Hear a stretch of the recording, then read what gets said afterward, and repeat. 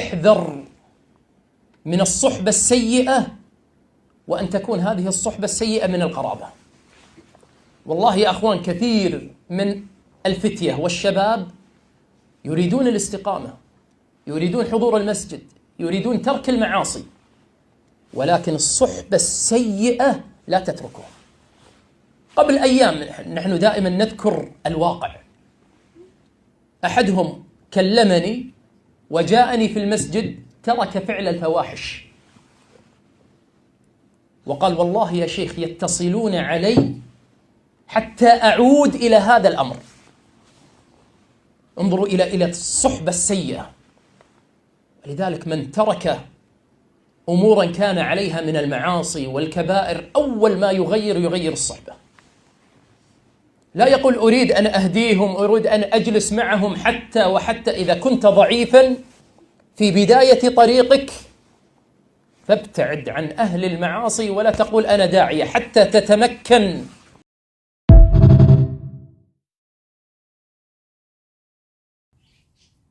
Assalamu alaikum warahmatullahi wabarakatuh. Hope you're doing well. So the Sheikh had some great points just about evil companionship and how hard it is to change your ways when you have bad companions.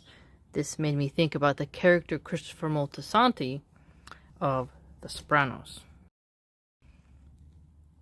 What's interesting about this character, if you were to take an Islamic perspective, is that he tried to get sober, but the criminal lifestyle he was in didn't allow him to. And when you look at how many young Catholics in the 90s who were of Italian descent were unfortunately getting into shenanigans, we can see that the Catholic Italians in America had a lot of problems in their community.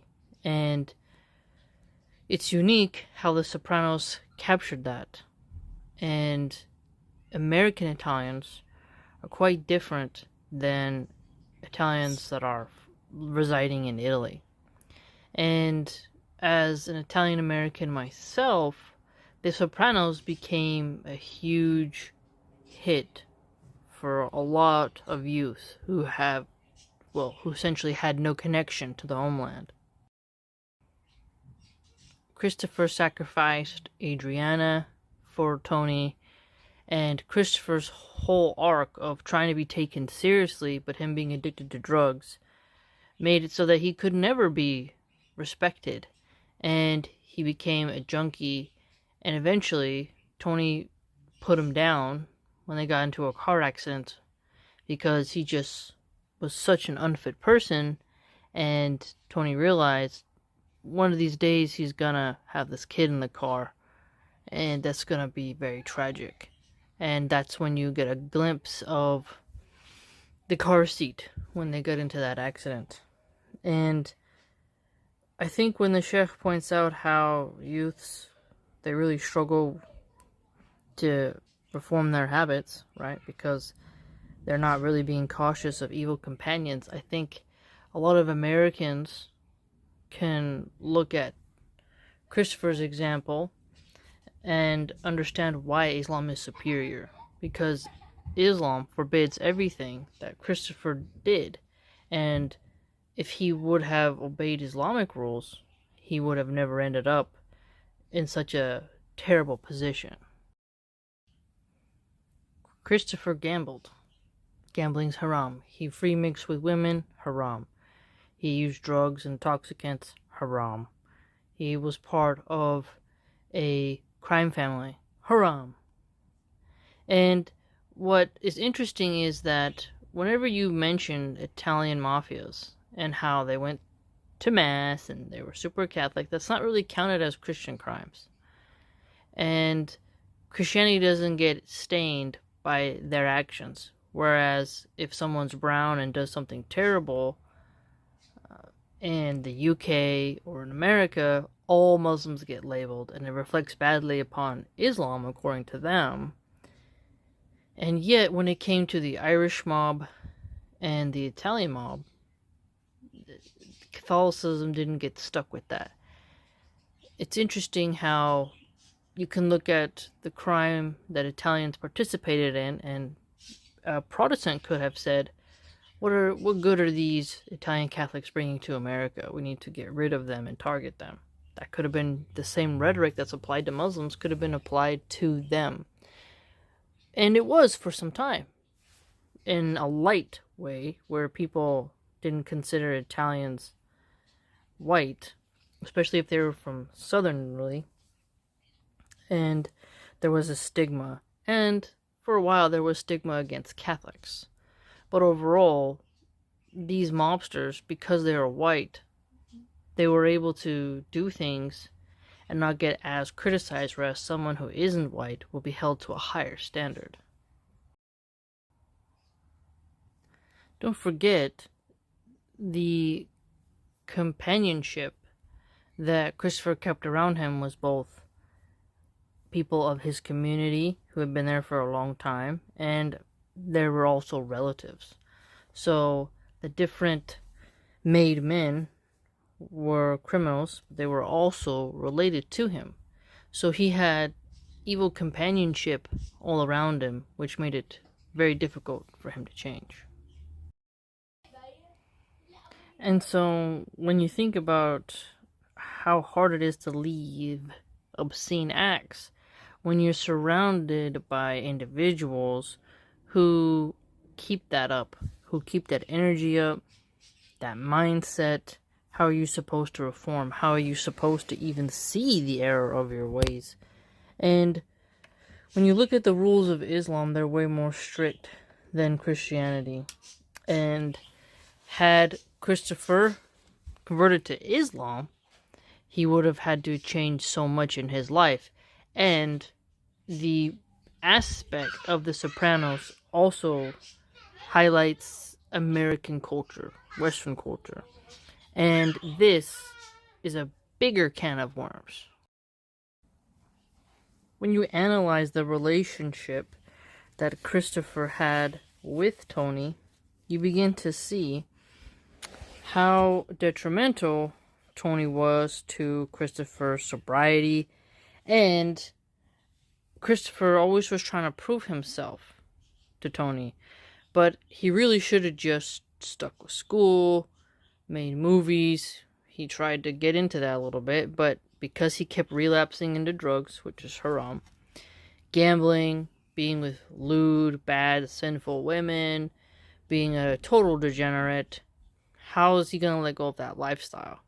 And that's why I really think that Islam can save a lot of people from Western degeneracy.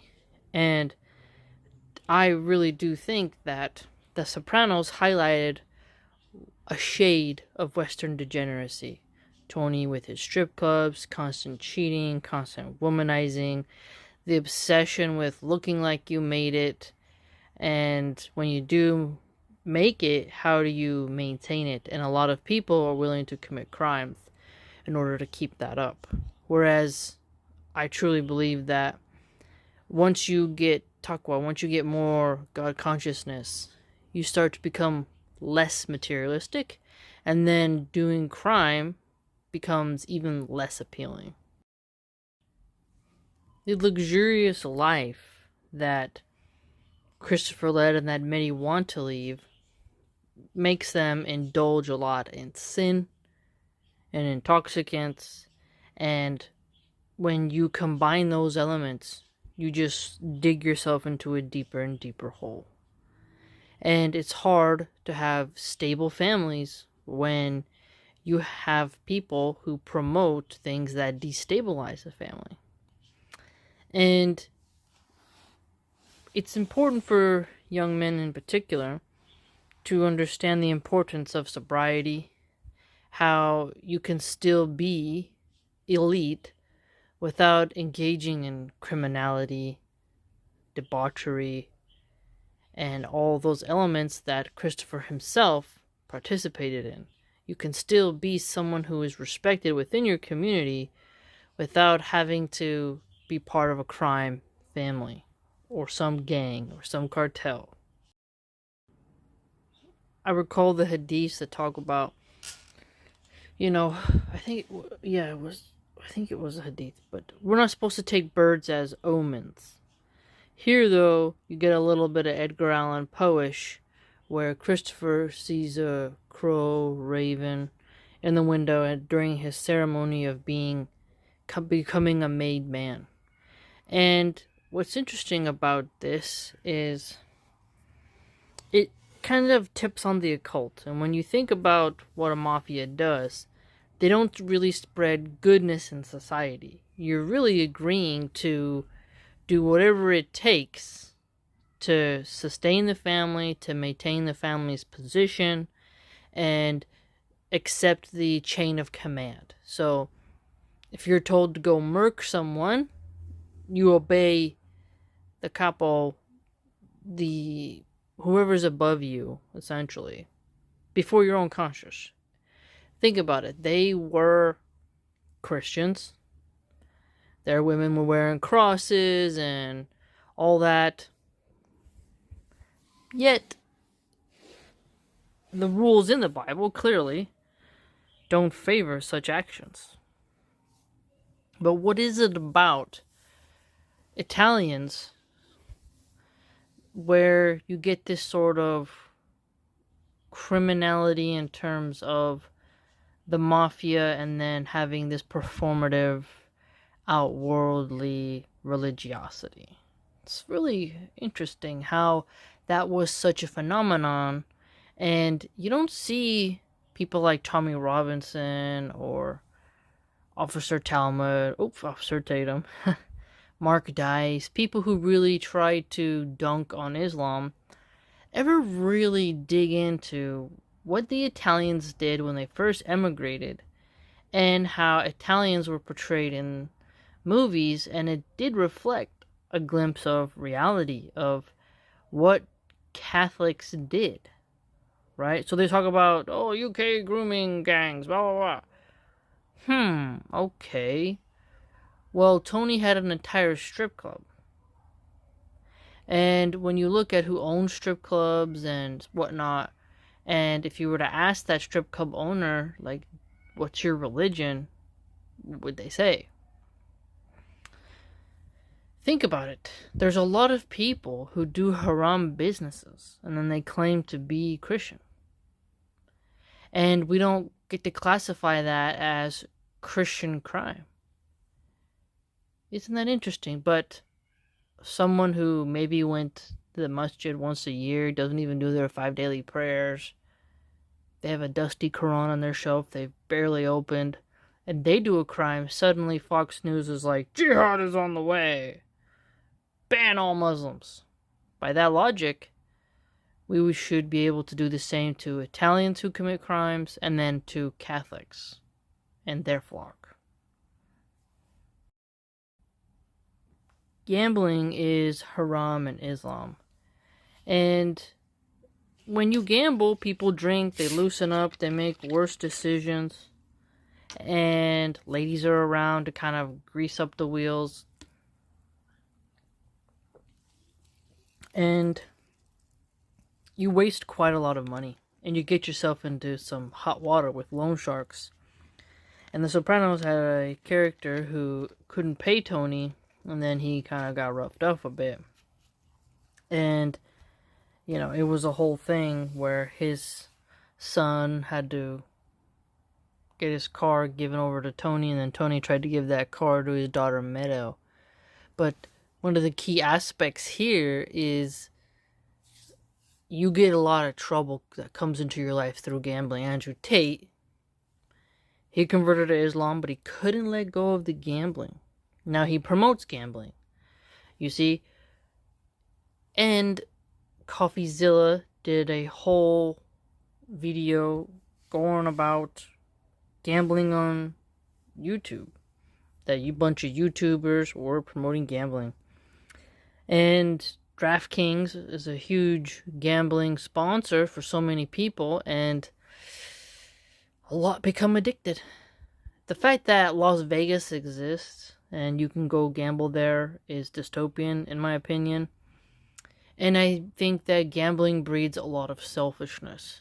It's brilliant that gambling is haram in Islam, But when people say you need to assimilate, they do mean that you need to assimilate into gambling culture. And what is gambling? Think about, if you ever look at these older clips where, by older I mean like they've been recycled a lot, but they still prove a good point, where you have a bunch of old people playing the slot machines, pressing the button over and over and over, and they're just gambling away their children's inheritance.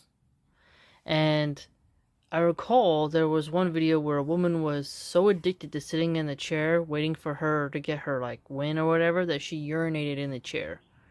And then in the comments there was casino workers talking about the amount of people who won't get up to go to the bathroom because they're afraid that when they go to the bathroom someone else will sit down and then they'll win.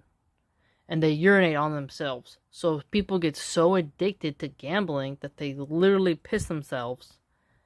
And you can notice the stinginess. There'll be people who gamble, but they won't give to the needy. They'll be like, oh, you need to go get this job or that job. I shouldn't have to donate a can of rice and beans to the food bank.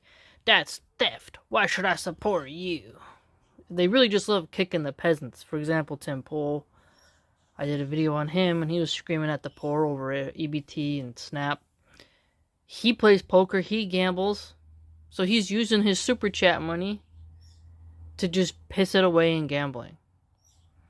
Again, the Western value of gambling creates so much rot and decay. And if you have companions around you who participate in gambling, promote gambling, you're going to enter into an atmosphere that is unhealthy. Islam saves you from that total whirlwind, that abyss, that vortex of just awfulness. And if more Americans stopped gambling, America will become better. Because the ripple effect of what gambling contributes to would be still. Would no longer just wave off into other patches and parts of life. And Christopher, he just kept getting into all these different sins, and he kept evil people around him, which made it even harder for him to change. I've made videos telling people, to leave the gang life and how you can slowly pull away from such people, make excuses as to why you can't hang out with them, and then slowly reform your habits so that you can get away from there. But you'll see, as the Sheikh said, people who want to change, but they don't realize how their friend group, who they keep close to them, is keeping them in shackles. And you have to be willing to walk away from people who will only lead you to the abyss of hell. So if you want more steadfastness in your life, and you want to get nearness to Allah subhanahu wa ta'ala, you have to start applying the rules.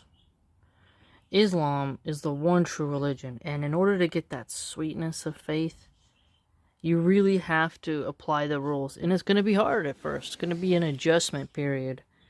But there are so many men and women who can benefit from Islam. And the Italian community could really rectify itself if they became more Islamic and actually applied Sharia law. Some people may appear to have your best interests at heart, but if they're part of the reason why you're struggling spiritually, you have to take an honest look at yourself and say, are you going to let this continue? Will you let them win by leading you astray? You have to be ready to put in the hard work. And it can be a lonely road, but you still have to get it done.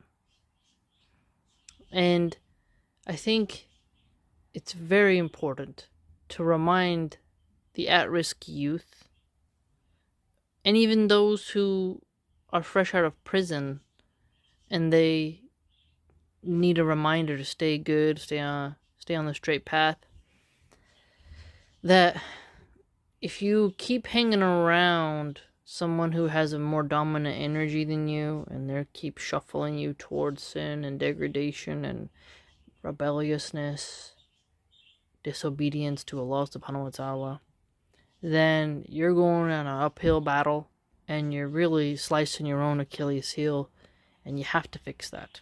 So, even if it starts with micro steps to fray the ropes of companionship that you have that are haram around you, you have to do it. Chip away at it. Unravel it little by little. And before you know it, inshallah, you'll be free from such tethers. You have to keep at it though. May Allah subhanahu wa ta'ala protect us and help the youth to be steadfast, to have good companions, and to remember that it's a consistent pruning of the garden, burning of the dead wood, as they say, in order to keep people around you. Now, don't be willy-nilly cutting off ties with good people because they made some minor mistake. Really examine, though, those who are sincere in trying to change, and what you can overlook and what you can't overlook. Alright? Please like, comment, subscribe, share, and join the blog.